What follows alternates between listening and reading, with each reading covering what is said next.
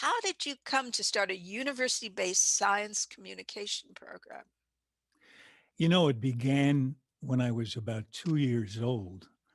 The other day I was 85, so it's a long time ago. And the reason I say it began then at such an early age is that's when I started to stand in the wings watching my father perform on stage.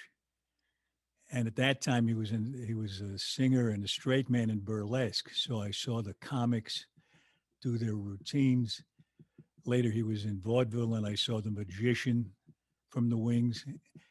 And it turns out, in my opinion, that that's the way to learn acting and to learn the theater is to watch from the wings. When I watched The Magician, I think it was the great Blackstone, I could see where he hid the pigeons. So that was what was the case when I was watching actors. I watched my father from the wings every Saturday in Guys and Dolls on Broadway. I could see where he was hiding the pigeons. And it's a completely different experience from watching in the audience. And after I became an actor, I realized that for me, and I realized this over a period of time, that the most important part of acting is not saying your lines the way you figured out they ought to be said. Is being able to respond to the other person. Or if you're talking to the audience, responding to what they're thinking while you're talking to them. That changes the way you do it. If somebody says to you, I'm going to shoot you now, your next line, which is, I need a cup of coffee, is going to be a little different if you really hear him and believe that he says, I'm going to shoot you. That's going to change. That can change. I need a cup of coffee into something either hilariously funny or very sad, depending on how it hits you. No amount of preparing how you're going to say it the night before makes up, in my mind, for the spontaneous reaction that you get in real presence, real listening. And that came to a peak for me when I studied improvisation with Paul Sills, who was the son of the woman who invented this modern kind of improvisation, which is not comedy improvisation. Viola invented a more pure kind, which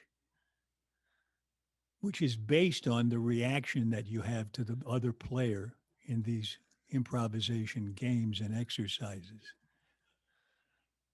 You become like a leaf in the wind and you exist in reaction to them. Some actors say my performance is found in the other actor's eyes. And that's a way of describing this. So I realized more and more that I was getting into a position of valuing improv and the improvisational stance almost more than anything else. And when I did the television show Scientific American Frontiers, where I must have interviewed, I don't know, 700 scientists, I realized that what made those shows different from other science shows was that we had an exchange that was human. We were totally in contact with one another because But you didn't have that at first. I You've not told at me. it took me a little while to realize that I had something to do that I wasn't doing, which was to really take it from them. I put words in their mouths in the first couple of interviews I did. I would put words in their mouth, thinking I knew enough to do that. The whole thing is to value your ignorance and get them to make you understand. And at a certain point, I really went for that.